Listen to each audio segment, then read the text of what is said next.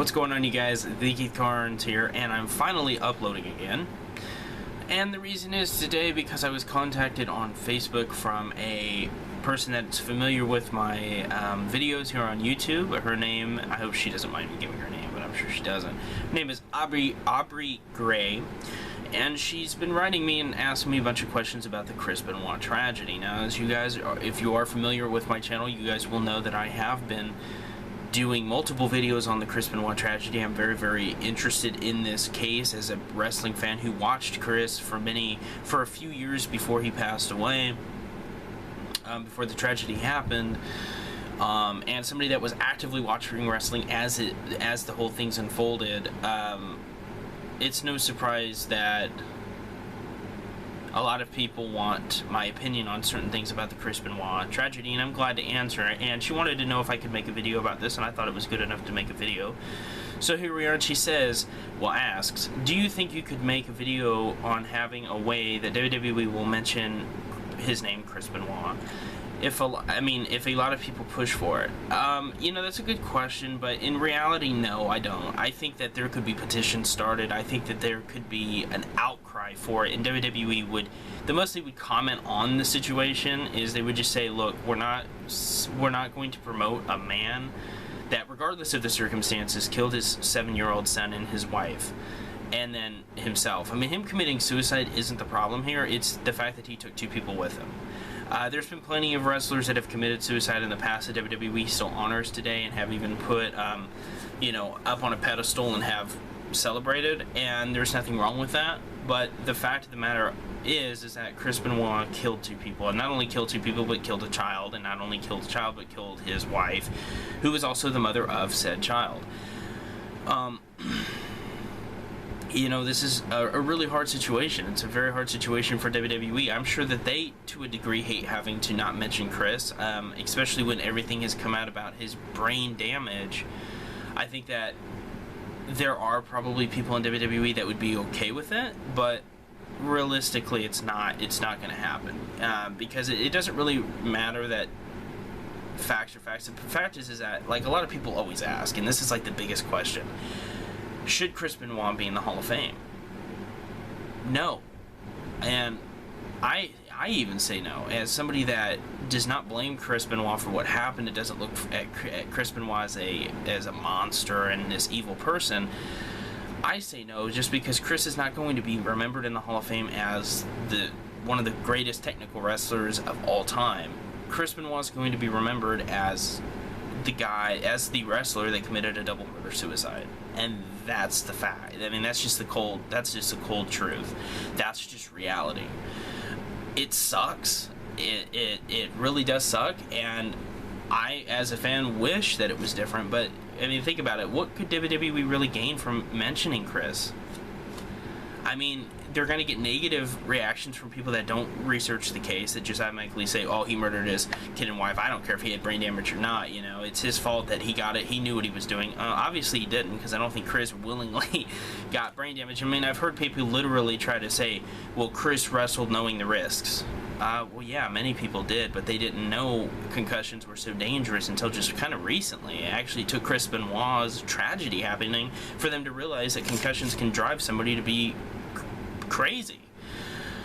So, you know, people that want to blame Chris Benoit are people that just don't want to look at the facts, and they just want to try to be, you know, basically they just want to try to be these good guys that are like, oh, you know, he's a murderer, so off with his head, when they should really be fair and look at the whole case. Did Chris Benoit murder his 7-year-old son? Yes, he did. Did Chris Benoit murder his wife, Nancy? Yes, he did. But the fact of the matter is that he did it because he was not in his right mind. Why did Chris Benoit do what he did? Instead of sitting here and looking at what Chris did, why don't we look at why Chris did what he did? Which, let's be fair, even with the facts that have come out about his brain being extremely just destroyed, it being extremely damaged, we still don't know the full details of why it happened, how it happened, what escalated. I mean, Chris Benoit wrestled the same week that he killed his family and himself.